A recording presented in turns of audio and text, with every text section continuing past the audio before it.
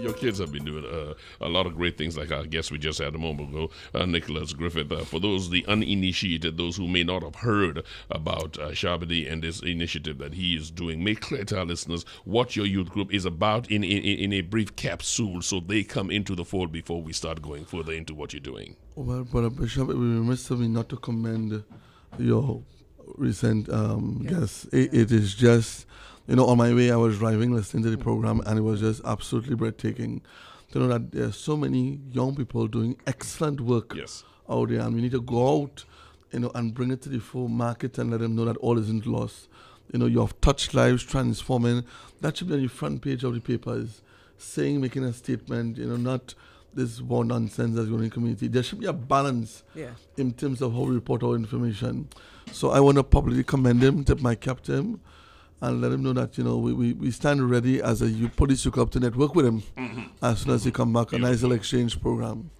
Right? Very good to hear that. Well, the genesis of my journey started when my parents died. I had to work plus go to school. I grew up on Nelson Street. It was very tough. Grew up on Nelson Street. I went to St. James Secondary School. I leave school with only 2 passes. And at 2:30, I'll have to run down at the Martin Consumers Co-op to push trolley because of my 6 sisters. And I went back to St. James, and I was asking one of the teachers to assist me with a job because the co-op just closed down. He said, listen, I want you to come and share with young people life after school. Let them know how tough it is when you would have left school. And from there, I occupy my time in the afternoon just sharing with young people about life after school, what's going on in Nelson Street, that kind of stuff. And the police service door was open. In fact, I always wanted to work in a bank, so I did a commerce, principles of business typing. In fact, it was 29 girls and 1 boy, so I had it very nice. Not only that, they would shame you if you didn't step up too. That's what it was. That was your impetus to keep doing good. Thank you very much. I thought I'd make you look nice with that statement. Go ahead, please. So the police service opened its doors in 1989, and right after there was a coup.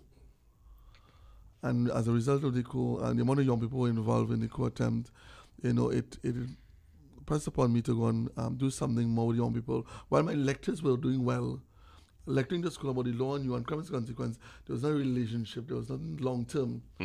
So I went to England on an international exchange program looking at what police is doing in the UK, Northampton, Bedfordshire, and it was amazing. There's police officers, social workers, and all stakeholders coming together just to allow young people to occupy a space to develop them. I came back to Trinidad and I said, wow, I need to do something like that. And there was only one vehicle that was the police youth club. So I did work with Maloney for 3 years. And then I came to St. James because as a young officer, I didn't have the benefit of traveling. And money was taken up in terms of traveling. So we established the St. James Police Youth Club through Mokrapo Junior Sec, Mokrapo Senior College. It was all whole day schools now. And we were running from school to school, trying to hold meetings on Saturdays. And the government of the day will indicated to me that there's a building on Cerulean Road, if I can take a look at it and see whether we can do something constructive. That building was absolutely a disaster. It didn't happen. No flooring, no doors, but the shell. So the American embassy, who we did some work with, came and looked at the center and said, we'll do some work on the building for you. And from there, that's how the journey started. We have a 16-piece orchestra. We have a male and female support group. We have a resident program. We have a female program that runs with our female empowerment. We have a parent council because the parent must work in concert with us. Fathers were not coming to meetings, so we established a men's group so that men will come and talk and chat, and we will kind of get them involved in the activities of the club. We have a cultural component. Our club has done very well. They are the Drummers of Thunder champion in Brooklyn, where they won twice. And in addition to, we use culture, sports, all the different disciplines as a stepping stone. We have a homework club where almost 80 young people come on afternoons, and we have them with their maths, English, social studies, that kind of stuff. And we also have a male and female support group that every Friday young people give them a forum to share some of the issues with school, home, parenting, you name it.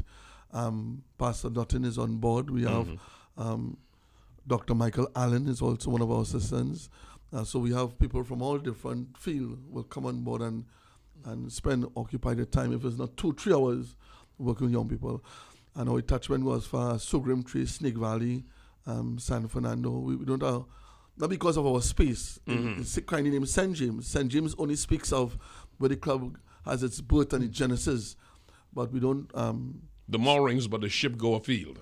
Listen to me. Thank you got very you. much. Right, so that we have just been awarded by WeBeat St. James. Mr. Crosby and his team has awarded the club for outstanding work in community service. And in addition to the Ministry of Art and Multiculturalism, we have done so well in dramology and dance. They've now introduced music in the school.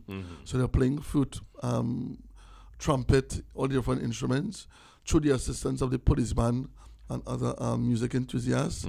And in addition to, we have a program called Join a Club, Not a Gang, where we are showing the benefits of being involved in a club rather than in a gang. If Sharmain would forgive me, just before we go into your camp that starts tomorrow, Yes. Just before we go to that, the membership of your group is something that's going to be useful, and a telephone number where folks who are willing to assist, and then we get into the meat of your event. Well, our membership is quite large. We have 182 members.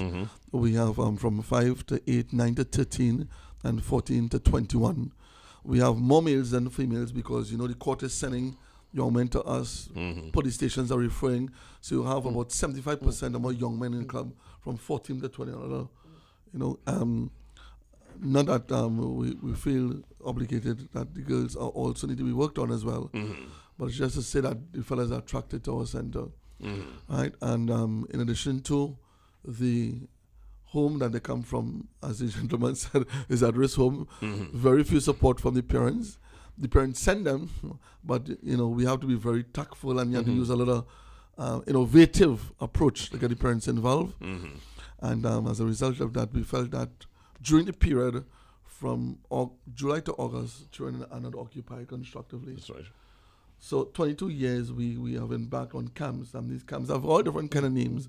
But the issue is how do we engage young people and get them to do involved in different constructive activities. And you find more merchants and businessmen are complaining about young people going in the store and getting involved in larceny and minor offenses.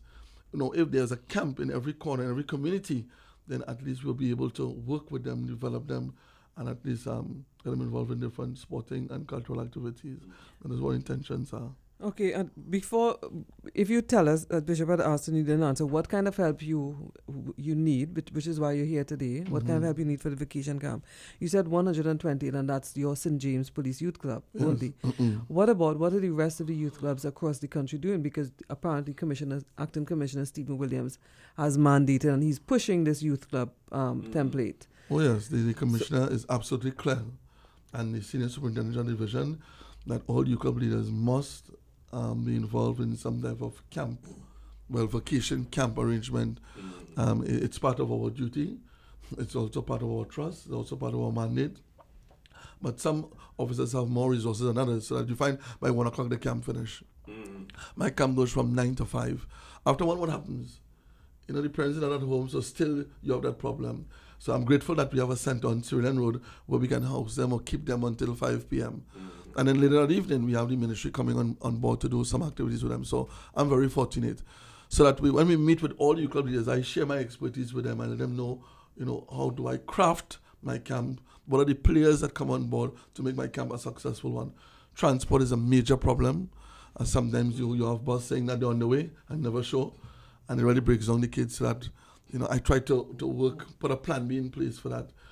And in addition to the kids, we engage them in what activities they would like to be involved in. So we don't impose on them, this is what's happening. So we take them to the CDA, Chagramas, where they have the falls. We take them on the islands, where the city beauty of Chagramas. We take them to San Fernando Hill, take them to the Pitch Lake. For August, we take them for 2 weeks in Tobago at the Mount St. George Community Center, because our club is a massive club. And we need to have the luxury of space and toilets and that kind of stuff. And the community embrace us. The PTC, Public Transport Service, I need to publicly thank them for the Tobago arm. They supply transport to take the children up, carry them to the beautiful beaches in Tobago, make them see some historical sites. And, it is really, really, I want to thank Ms. Clark for assisting free of charge every day, assisting the members to different beaches. I like when a shot is sit in between Trinidad and PTSC. I think he made a point. Not Tobago PTSD. Yeah. What level? Two things I want to ask that have arisen out of what you said just here. What level of coordination do you have on a national level for these camps?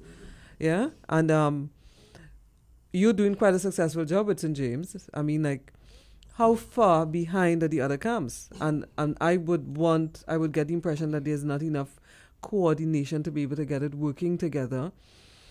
And the other question just went on my head. Can we start with that? Yeah, sure. The community policing has formed what they call a secretariat, and the secretariat is now the umbrella body that looks after youth clubs. And you have officers assigned to Southern, Southwestern Division, Western Division, Tobago Division. So you have experts now on the secretariat that they can communicate and at a national level to get either resources or assistance. In addition to police officers who work in your area, must know the different departments and stakeholders that will complement their work in terms of camp. They must know the Ministry of Community Development, the Ministry of Art and Multiculturalism, the Ministry of Youth Sports Company. Those companies bring a lot to the fore in terms of footballs, cones, a coach, that kind of stuff. Lobbying is paramount. You have to be very consistent. You have one camp, and then 2 years after you miss the bus. You don't find people, working in concert with you if you're that inconsistent. You're talking now about expertise and material coordination is basically what That's you're saying right. that exists right now. Let's talk about the camp that starts tomorrow, because my time is going to start flying up on me in a moment. And I want to make clear that you started out, when it first came to my attention, you were asking for organizations to step in and assist. So I'm going to go back a bit to what Sharmain asked you and kind of conflate. You're asking organizations to help you in what area, and identify as well what we are going into this coming week. Right. The camp is for 4 weeks.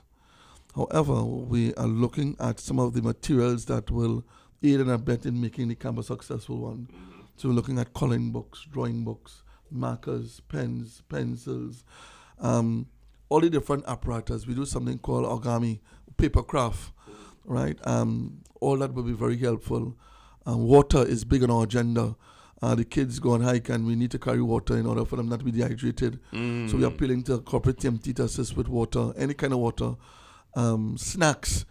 Most of the kids are poor kids. They come from at-risk home. While about 30 to 40 children will shop with their lunch kit, you have 20 have none. And you need to have some kind of snack arrangement, to allow the children to feel that they are part and parcel of the program. We want to take them Movie Tongue.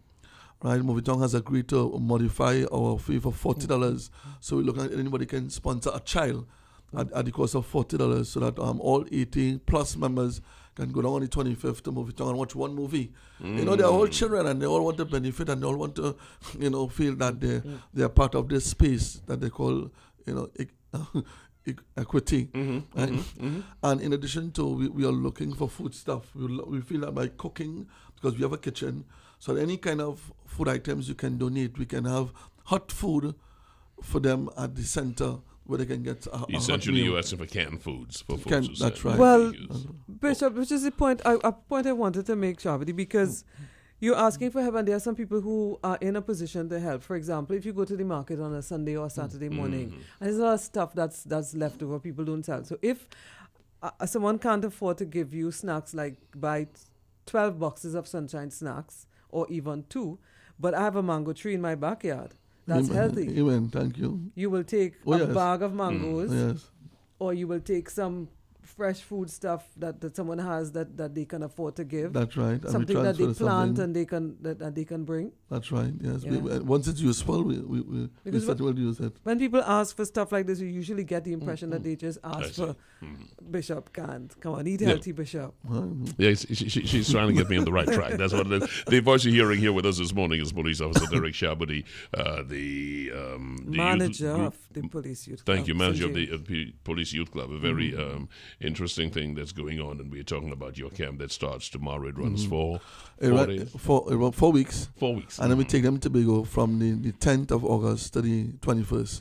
Okay, so the only So one thing 6 I need weeks from now. you is how our folks can get on to you and your organization to assist with what you articulated. So you can call West End Station at 637-4226, or you can call my cell number at 296-1218 or 710-6936. Okay, that's a whole lot. Whenever Yeah. I give more than one number, I like to go really slowly. All Let's right, start with the West End station West again. End 637 637 4226 4226. Mm-hmm. Your cell number is 296. 1218. And you have I'll give you my assistant officer Singh number. His number is 291-6298. 62. And ask for Officer Singh. Beautiful. It's some good work you're doing down there, man. And you know that we support you. I mean, when Sharmain spoke about you in the first instance, I remember my first introduction to you in this incarnation, and she said, "You want to get something done? Call Sharbodie." Okay. Thank you. So that's a good thing, and the kids get a great opportunity to step up with you, Sharmain. Thank you very much, Mr. Sharbodie. The pleasure is mine. And I just don't want to give the impression that our club, all clubs, if you're in Barkpaw, you're in Southern Division, and there's a youth club, youth organization, extend a service to them. It is all part of ensuring our children are safe and ensure that they enjoy our vacation and summer. Can I step in with the second part of the question that I want to ask? I was asking about support staff. It's the same thing where we spoke with Nicholas Griffith, and he says the support from parents and the committee was not forthcoming. How much do you engage parents or guardians in your program? We go over and beyond 150%. After last night, we had a meeting with the parents, appealing to the parents. Your children involved in the camp. This is what you're involved in. Come down on afternoons. If you have time, come and sit in. You're involved in craft. Make a contribution. Right. Yeah. We appeal. Tuesday we're having a meeting with fathers. Then fathers know that they need to make a more meaningful contribution. It's more, you have to continue really making a case that they are important stakeholder in terms of ensuring that their children is transformed. Let me say one thing, that there are more delinquent parents than children, but you need to go further than that. But at the end of the day, that's why we have folks like yourself, and we salute people who take this, because it's an ongoing job. You're trying to change the narrative. You're trying to change the way people think. You're trying to help them understand that they are an integral part of their child's future, not just the guiding hand with nice platitudes and good words and stuff, but they must be involved in the day-to-day work. I just have one question I want to ask you, and sorry, Sharmain, I'm going to tack on you and throw one last one in. You mentioned about folks making contribution. Are the contributions tax deductible? Yes, they are. We do our official letter. If they wish, if a company like us do an official letter, we have stamp everything, asking them, and they use that letter to get some form of tax. And they can get tax credits on that. Yes, we can do an official letter. I also want to thank Mr. Charles from Canada. The first time I did an interview, a gentleman from Canada came and he called me, in fact, and said he would like to donate some stationery and some clothes for the kids. His cousin lives in Trinidad. She came down, she looked at the center, we were very impressed. The young people played a few songs on band for them. And he spoke to me after last week and said he will try to send some uniforms, clothing, and some stationery to assist with the work that we're doing. I was very heartened. So, Mr. Charles, I want to thank you very much. Yes. When you sent us that update, I was very heartened by that. So, Mr. Charles. Because we did an interview on Brunch at 107.7. That's what I'm saying. Right. And so, the next time we want you, just get here. Thank you so very much. So thank you again. You have yourself a wonderful day. Thank you so much for being with us. Pleasure is mine.